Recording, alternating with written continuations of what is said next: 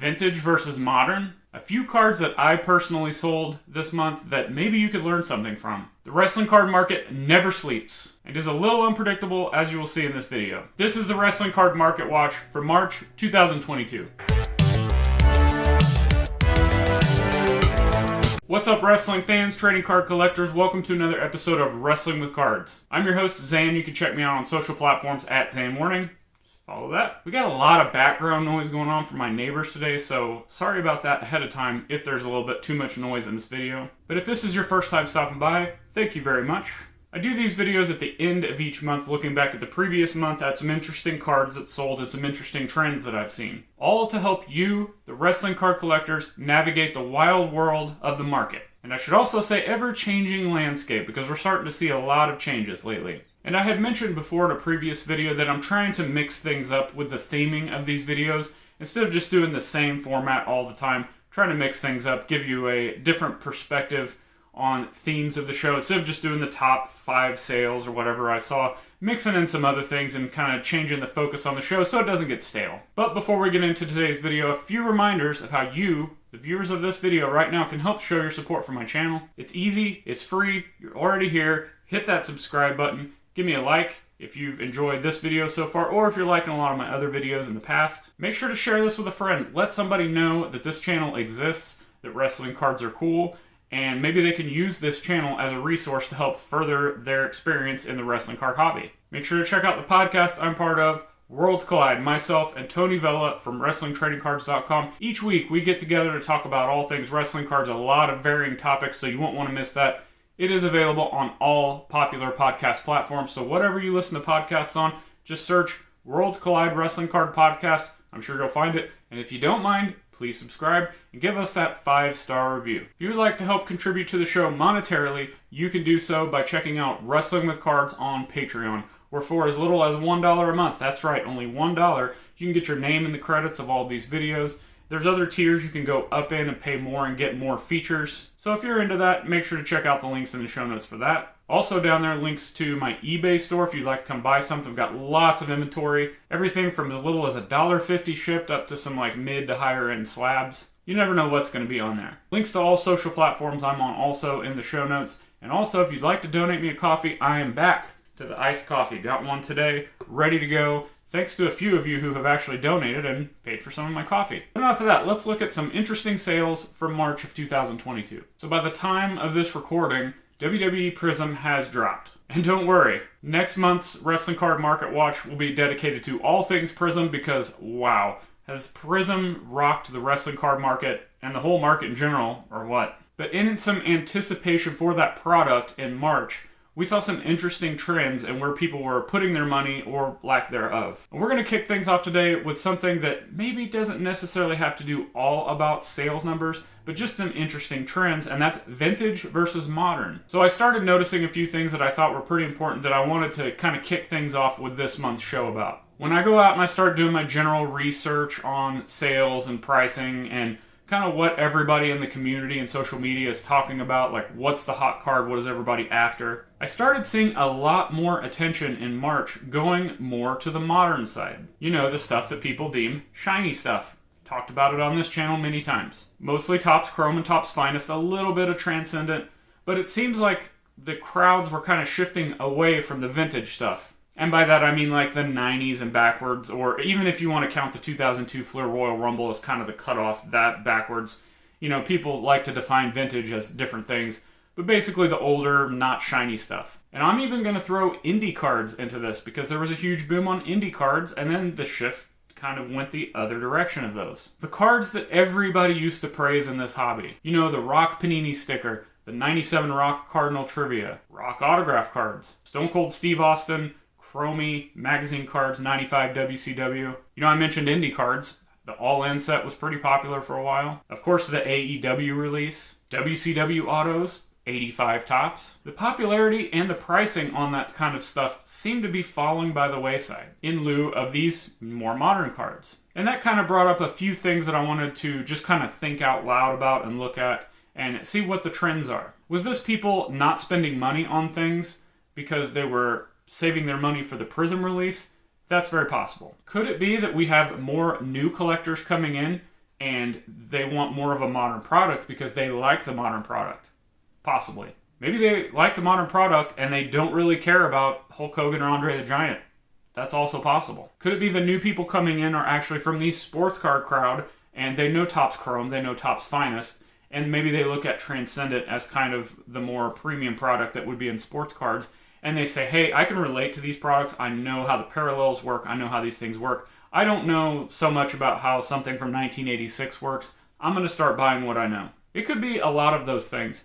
And I've also noticed that it seemed to cause a little bit of a divide within the collecting community as far as like some people saying modern is the way to go, some people saying vintage is the way to go. And my kind of opinion is it's all good, and it may create buying opportunities, you know? This is nothing new, but when modern gets hot, vintage usually cools off. That's time to buy vintage if that's something you're into. Or maybe when the vintage stuff kicks off, more modern stuff kind of drops in price. Although I don't know that we're going to see that anymore because, as I said earlier, Prism's blown the roof off of this wrestling card market. So it's going to be interesting to see kind of what happens going forward with more modern stuff. But it's just something interesting I wanted to talk about because, you know, I said the attention has shifted away, and it has. It's not like vintage is in the toilet. That's never going to happen. But it's just interesting that, you know, all of these cards that people were, you know, clamoring after, they wanted them in their PC, they were, I'm holding this forever, diamond hands kind of thing. People are starting to let them go. And those are a lot of the cards that people used to like. I still am a huge fan of, and I still have several of them and don't plan on selling them anymore. So it's just an interesting perspective and something to look at kind of as we go through the rest of this video and then into next month's video with Prism. So, alright, so now it's time to talk about some sales from my personal eBay store. What I learned from them, kind of some takeaways, and what hopefully some of these sales can teach you as you're, again, trying to buy, sell, and trade in this crazy market that we're in all of a sudden. So let's start off with a couple of 2002 Fleer Royal Rumble John Cena cards. The John Cena rookie, the market has dictated this is the rookie card that everybody wants of him. It doesn't matter that it's not shiny, people seem to still want it. At the time that I sold these cards, the market on this card specifically seemed really hot. There was a few of them selling in the ballpark of $2,000, give or take a couple $100. I figured, hey, let's go ahead and try selling into the hot market. Reason being, not really a Cena guy. When I bought these cards, I thought it was a good opportunity. I know there's a huge crowd of Cena fans out there, and I got them for really cheap. That's how I like to make money, is opportunities, buying, selling, trading, again, just keeping activity going. I think more importantly with these cards, I respect what Cena's done in professional wrestling. I don't mind watching him, but the focus of my PC, and you guys know I've talked a lot about focus on PCs, the Cena card just really doesn't fit what I'm doing anymore. So I was like, you know what, let's let him go. So let's get into the first one. Here we have the John Cena BGS 9, $330. Oof. Took a big L on this one. Completely unexpected. I think I paid like $400 or something for this card last year sometime. And that was of the mindset that this card in this grade, even though it's BGS, I didn't see it going down any lower than a floor of like $400. Clearly, I was wrong, and that's kind of what I like to talk about on this channel and any of the podcasts is when I'm wrong. You guys should know when I'm winning, when I'm losing, and just being transparent about all this stuff. But one thing I really noticed with this is what the market truly thinks about BGS. And look, I get it. BGS is not PSA. And some say that BGS is better than SGC, but I think we're starting to see SGC catch up with them. But in all honesty, a BGS 9, I expected to get at least half value of what a PSA 9 in this card would go for. But still, I was like, okay, well, this got a fraction. It didn't even get to half of what a PSA 9 Cena goes for. So what happened? Had the market in John Cena really dropped in that drastic of a time, like a matter of a few days to a few weeks? What did Cena do? He hadn't even been wrestling. Did BGS just drop that far? I said earlier that, you know, BGS, like the hobby, just seems to not really like BGS. Outside of a few like really high-end rare cards that are mostly in sports categories. I'm just not sure really what happened with this. It could have also been, you know, I put this up for auction, and we'll talk about auctions a little bit more. Could have just been whoever was looking at it at that time, you know. I had a lot of watchers. I had like probably 20 to 30 watchers, I believe, on this card. And, you know, there just weren't that many bids. So I'm not sure if it was timing or what happened. But anyway, you know what I did? I chalked this up for a loss. Move on to the next thing. So let's look at another John Cena card. Here we have the PSA 9 John Cena $1,150. Here we go again, taking a loss. Well, I say loss compared to kind of what the market was within this same time frame I was selling. But I was still confused by the results, and here's why. I'll get into the numbers on that here in a minute when I talk about my takeaways of these sales. But this is a PSA 9. Again, around the same time frame that those other PSA 9s were selling for, give or take $2,000. Setting records. It's a hot card. Everybody's seeing these record sales. So what gives? Selling for nearly half? Cena market must have just been cut in half overnight, and I didn't even know about it. And again, not sure what happened, but we're going to move on. Let's take a look at the next card that I sold. 2020 Topps Finest WWE The Rock. PSA 9. I had it set for $3,000. However, a best offer of $1,000 was accepted. So this one went a little bit better, but I was personally still confused a little bit by the results, and here's why. Around this same time frame, there was 2 Rock gold chrome refractors that sold for $10,000, so essentially $5,000 a piece. And we had seen some other gold Rock chrome cards in raw condition sell for $2,000, $3,000, $4,000, whatever, around that ballpark. Again, raw. But here's my PSA 9, just, chilling over here. And it took me a long time to get anybody to submit a decent offer on it. Could it be that it's Topps Finest and not Topps Chrome? And maybe Finest doesn't carry as much weight in the wrestling card space or in the hobby in general as the Chrome? Even though they were both gold refractors and both numbered the same? I honestly think that had a ton to do with it. So those were some sales from my eBay store this month, and here's what I had kind of takeaway moments from. And again, hopefully you can learn from these, and maybe I'm right, maybe I'm wrong, but it's just, thinking out loud, brainstorming as we navigate the market. Number 1, regardless of what the market's doing, what's hot, what's not, what's selling, what's not, you can't predict it. No matter your previous experience, how long you've been doing this, or what knowledge you think you have, obviously nothing is ever going to go perfect when you're trying to sell into hot markets or buy in slow markets. Things can just change overnight. The second thing I want to talk about is auctions. Now, auctions for the longest time have been kind of that thing that people are like, well, if you want to find the true value, you'll just throw it up at 99 cents and let it run. Or if you put it up on auction, you're going to get the most viewers starting it out at a low bid, and people are going to get into the bidding frenzy and want to be a part of it. And that may all be true, but it's not been working so well for me on some of these higher end cards. Even if you go out and you start looking at the analytics of what auctions end best on certain days, what's the time to end an auction on those specific days. I've done all of that work, and a lot of times the auctions don't pan out how you think. It really just boils down to kind of who's setting a reminder, who's on their phone or their computer at the time of ending, because all of the cards that I talked about today, they all had double-digit watchers, yet they did not go for what I thought they would. Now, I still will use auctions, definitely, occasionally, but for me, the auctions are going to be more so for things I just want to get rid of. Whether it's a $5 card or a $500 card, if I'm tired of taking lowball offers, if maybe I do have it priced too high and the market just says we're not paying that. If it's something that just doesn't fit my PC and I really don't care what I'm going to get out of it, and it's not some really high-end rare card, I'll throw it up for 99 cents. Whatever it goes for is what it goes for. Take that money, roll it into something else, just keep it going. Going forward, if I have a really rare card or a high-end card, I think I'm just going to continue to do what I do with most of my products in my eBay store, and that's just put a buy it now price.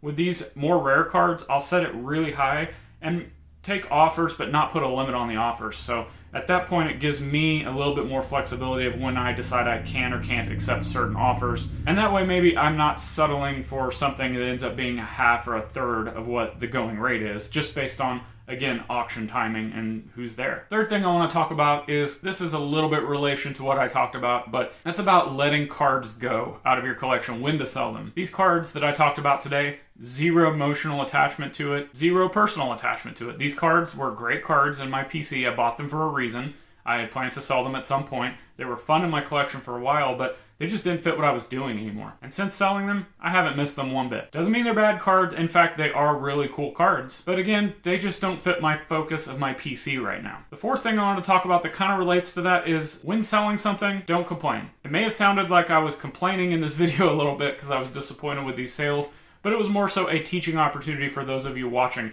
Because what I like to do, win, lose, or draw, take that money, roll it into something else, keep it going. I took a loss on the BGS Cena, talked about it. While I was disappointed in the PSA 9 Cena, I still made money on it, keep it going. And then the same thing with the Rock card, based on what the gold, raw comps were going for in Chrome. I thought my Finest would definitely be closer to that. I was wrong. But again, we just keep it going. When you wrap all of those three cards up into a basket kind of, I've talked about making like a mutual fund of cards where you just kind of buy everything, and one of them's going to hit, if not all of them, and if one doesn't, it's not going to set you back. Even with the sales of all of these, win, lose, draw, whatever it was, I still made over 20 times my money of my initial investment, and with that, that is huge. Nothing to complain about there. I think, a lot of people in the hobby, no matter what type of genre of cards or collectibles you're in, they see these record sales, and you could include me in this with this kind of brainstorming we're doing here, that you have these expectations based on what the market is. But at the end of the day, if you're selling a card for $1 and you paid like 10 cents for it, and after taxes and fees you're making 60 cents, you just 6x'd your money. And yeah, it might be a low amount, but the margins, if you can do those enough times, it ends up adding up. And that leads me to my last point, and something I've talked about a little bit of this, and that is activity in the hobby. This is why I love buying, selling, and trading all the time. I like to use the dollar cost average method. In fact, using the sales that I spoke of today, I just took that money and I rolled it into a box of WWE Hobby Prism. I went out and bought a few more collections and small lots to then just put back into my eBay store and keep that funnel of profit going, and was able to add a couple of lower end PC items. And when it comes to non-PC items, just keep this stuff rolling as much as possible. I guess that really depends on your perspective. If you're somebody that's like diehard like myself in the hobby, constantly doing buying, selling, trading, it's all going to even out, even if you sell too early on a card. But that being said, if you've kind of put all your eggs into one basket on like a really high-end rare card and you're looking to get a certain amount, maybe that method doesn't work for you necessarily. Or obviously if you're getting out of the hobby, which we don't want you to do that, but if you were and you were cashing out of your collection, that would be a different story as well. But I'm done trying to time the market and doing all those things. If I got something on my PC and it doesn't really fit anymore, I'm getting rid of it. I'm just going to sell it, take that money, move it into some more stuff that I can just keep buying and selling, and then periodically along the way, taking money, using that for PC items that I do want. Again, if there's no emotional or personal attachment to anything, there's really no point in owning it. So meanwhile, while all the modern shiny stuff was going on, Prism, talk, all that stuff, somebody made a giant play, pun intended, on an Andre the Giant card. 1973 Wrestling Annual, Andre the Giant, PSA 10, $9,500.